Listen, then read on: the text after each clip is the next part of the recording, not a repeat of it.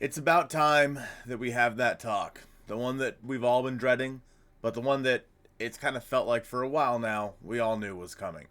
After losing game 2 to the Pittsburgh Pirates, the Seattle Mariners are now on a 5-game losing streak where they were swept by the Tigers, and now they've lost again 2 to the Pirates.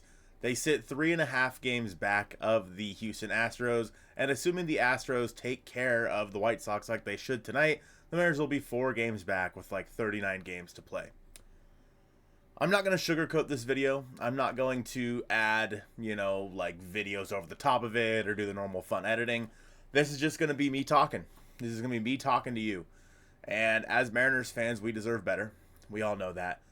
And so I don't think that we should be putting in the effort to this team that we're seeing from this team right now. Because frankly, there isn't much effort from this team right now. And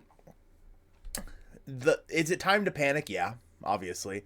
39 games left, 4 games back. I mean, I'm beyond panic at this point. I am to the point now where for the rest of this season, the 39 or whatever games there are left, I have zero expectations. I pride myself on being a very optimistic person. This is how I live my life. That's just how I go about things normally. But what we've seen from the Seattle Mariners over the past month or something like that has been nothing short of embarrassing. It has been pitiful to watch. And the way I'm going to spend the rest of the season is with zero expectations. I'm going to spend the rest of the season watching this team, watching baseball, because that is what I love to do. I love to watch the Seattle Mariners win. And frankly, there are a lot of good guys on this team.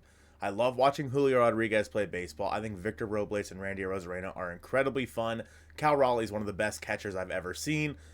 We're watching a generational pitching staff. And yes, I know it's going to waste. But at this point, I think that for my own mental health, I have to stop letting it affect me. And I think that you guys should too. And just accept the fact that this team's probably not going anywhere. There are too many flaws with this team for whatever reason. The offense did not work. It should have worked. Jorge Polanco should have been fine. Mitch Garver, nothing pointed to him falling off a cliff like this. Julio having such a down year, nothing pointed to that. And yet somehow, some way, we find ourselves here every single year in the middle of August towards the end of September saying, okay, well then why are we in this position? Personally, I think the team's cursed. In my opinion, there's no two ways around it. This team is cursed. There's something about this team that for some reason the offense just can't get it going. With that being said, there are 3 different levels to which I think are to blame here. The first being the players. The players show up, they look lifeless, they have no fight left in them. They've been beaten down all season. If you would have told me at the beginning of the year that this team was going to lead the league in strikeouts and have the lowest batting average since like the 1960-something Yankees, I would have laughed in your face because it just seems so improbable. And yet here we are. I tweeted earlier today, nobody could have predicted that this was going to happen, says the only fan base where this predictably happens to their baseball team every single year. That's why I think it's cursed. But I think the first biggest problem is the players. Again, they need to show up, they need to do their work, and unfortunately, it's just not. I guarantee to you, these guys care, and I promise you they're putting in the work behind the scenes, but when they get out there on the field, they look lifeless. And Victor Robles, Randy, they brought a little bit for like a week. They made this team look pretty good. We saw them take 2 of 3 from the Phillies. We saw them sweep the Mets, and we're like, okay, that seems pretty good. But then you get swept by the Tigers, and you lose the series to the Pittsburgh Pirates, in danger of getting swept tomorrow at 10 a.m. I don't know what to say. The next failure is, in my opinion, the front office and the coaching staff. As a front office, it is your job to go out there and get the best players possible for your team that are going to work with what you have set up. And the front office just hasn't done that. For whatever reason, Jerry Dipoto, Justin Hollander, and co. have not been able to identify the guys that make sense here that are going to work. And with that being said, Victor Robles has been good. Like, don't get me wrong, there are guys that they have brought to this team that have been successful. Dylan Moore, as bad as he looked yesterday, throughout his Mariners career, for what he is, like what he is supposed to be, which is just a backup utility guy, he's been pretty damn good. But it's going out and identifying the star power, the big bats the Mariners need. They went out and got Adam Frazier a couple years back. Didn't work. Colton Wong didn't work. Jorge Polanco this year, in my opinion, is the best that we've seen at second base since Robinson Cano, and that's scary because he had a really rough start to the year. Polanco's turned things around. He's looked pretty good recently over the past probably, 50, 60 games. So I don't necessarily know what to say about Polanco there. Mitch Garver, I mean, I love the dude. I think he's a great guy. He's not a good baseball player right now. So it is the job of the front office to go out there and identify the correct guys to add to this team to make it so they have a chance at winning this division. And they had the chance. They were 10 games up in the division, albeit because the Astros were bad. But still, they were 12, 13 games over 500. The Mariners are now only 2 games over 500, folks. The Mariners are in danger of having a below 500 season in 2024. How is that possible? So then we talk about Scott, right? I have been a big Scott Servais defender over however long, and I feel like it's a very similar scenario to those that loved Pete Carroll. Eventually, the team and the clubhouse, they just grow out of a manager.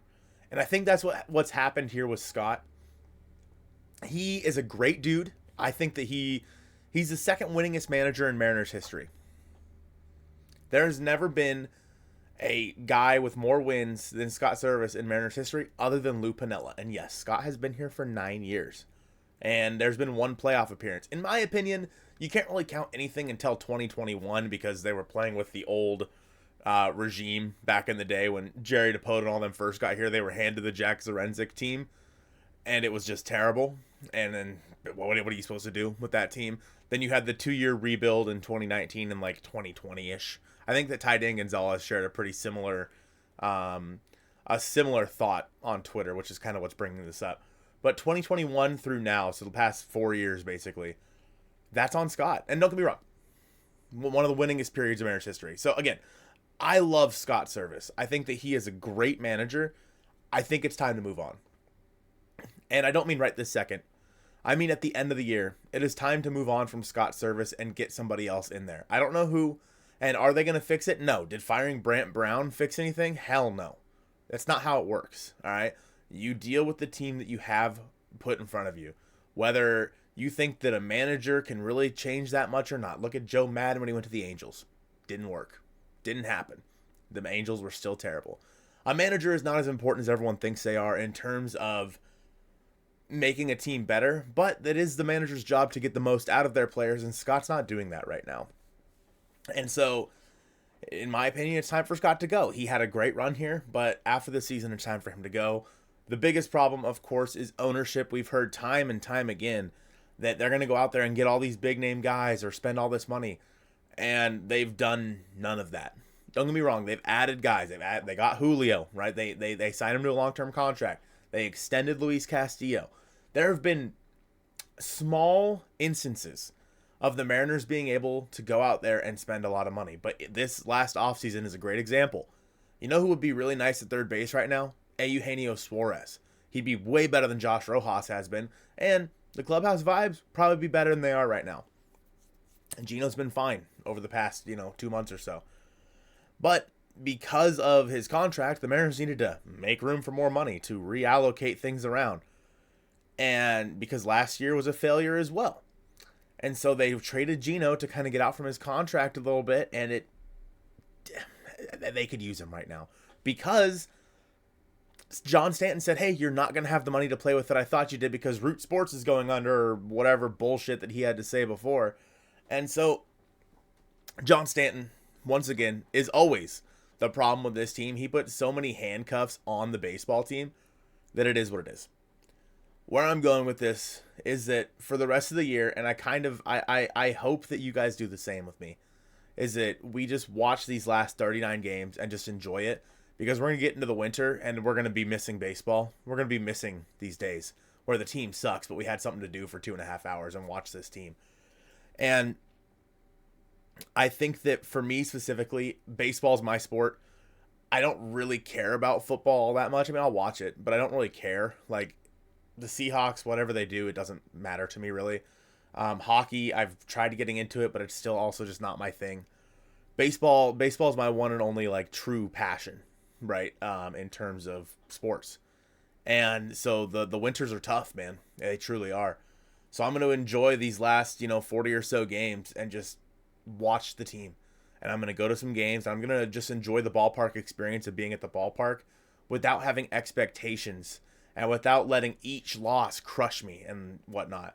If the team does somehow figure it out and does somehow find a way to basically be good at baseball again and maybe make a run at this thing, then great. You know that Joe and I are going to be here covering that. I'll be through the I'll be my hopes and dreams will be to the moon again.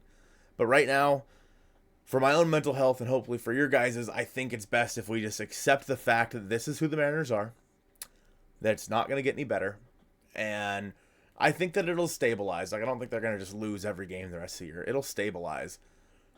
But at this point, this team is nothing more than a 500 baseball club. And that is what we're seeing on the field. Everything that we hear from Scott Servais making excuses, oh, we're going to we're going to figure it out. Well, you don't have time.